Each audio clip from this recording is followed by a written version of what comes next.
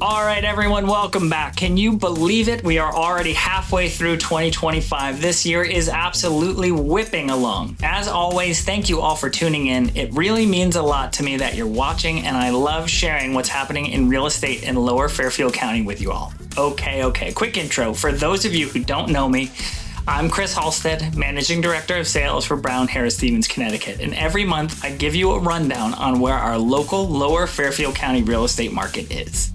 The end of June marked both the end of the month and the end of the quarter, so we'll check in on both today.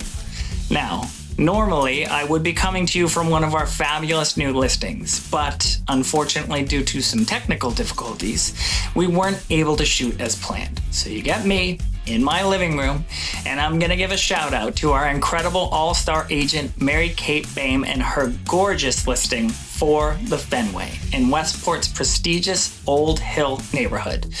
On the market for the first time in 29 years, this expansive farmhouse is comprised of 6 bedrooms and 4.5 bathrooms and sits on 2.22 serene and private acres, complete with a picturesque pond. The house is complete with a generous primary suite and a beautifully renovated kitchen. And be sure not to miss the gunite pool, the perfect place for a summer hangout. On the market for $2,649,000, please be sure to be in touch with Mary Kate to schedule an appointment. Don't miss this opportunity to own such a special property in one of Westport's most sought-after neighborhoods. All right, on with the show. Let's talk the market. As is my tradition, let's get the ball rolling with inventory. If you remember the past couple of shows, we've noticed a slight reverse in the inventory trend. Listings have been scarce, and I mean scarce.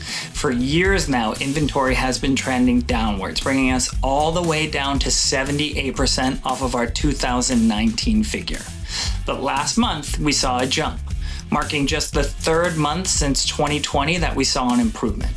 Well, I'm pleased to report that the upward trend continued through June, so it looks like maybe it wasn't just a fluke. For the second month in a row, we saw a 7% increase in inventory year over year. Actually, June's new listing total equaled that of each of the past 2 years. Now, in a market that has been strangled for inventory, this is a good sign. Let's hope we can keep the momentum rolling through the second half of the year. Now, to accompany an increase in inventory, pending sales as of the end of June also sustained a momentum. There were 565 houses under contract as of the end of the month, a number equal to the same figure last year. And as a demonstration that the higher end of the market is very healthy, the median list price of houses under contract was $2,170,000, with 37 of those sales above $5 million, up from 29 just a year ago. Out of those 565 contracts, sales took just an average of 18 days to paper.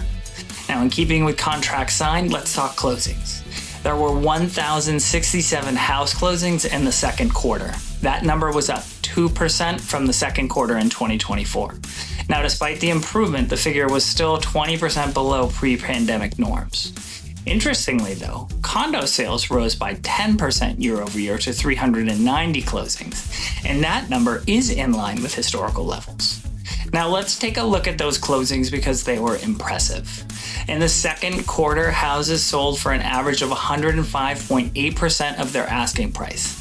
This is the highest number for any quarter in at least the past 2 decades. Also impressive, 63% of house and condo sales went above the asking price.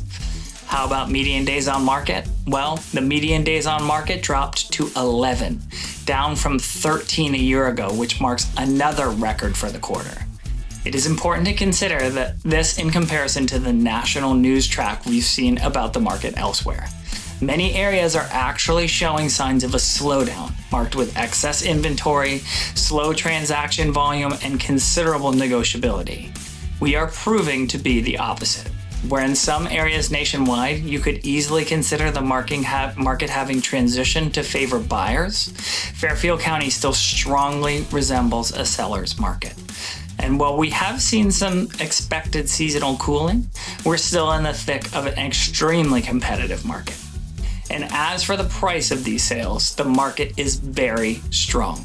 The median sale price of houses rose 8% year over year to $1,350,000. And at the risk of sounding repetitive, this too is a record for the quarter. Sales over $3 million clocked in at 173, which is up 38% from a year ago. Now, I don't think there's any better time for me to make my plug. I'm sure you're tired of hearing it, but I just can't help myself. The market is too good to not urge you to consider selling. Every indicator points to a favorable outcome. Record median sales price, record days on market, record average list to sale price. It's really incredible. A perfect storm of market conditions that favor selling. If you've considered it, I would urge you to really explore the idea. Be in touch with one of our incredible agents and learn more. All right, enough of that. To bring it home, let's briefly touch on mortgages. As has been the case for the entirety of the year, the 30-year fixed rate finished the quarter at 6.77%, squarely in the 6.5 to 7% range we've been used to as of late.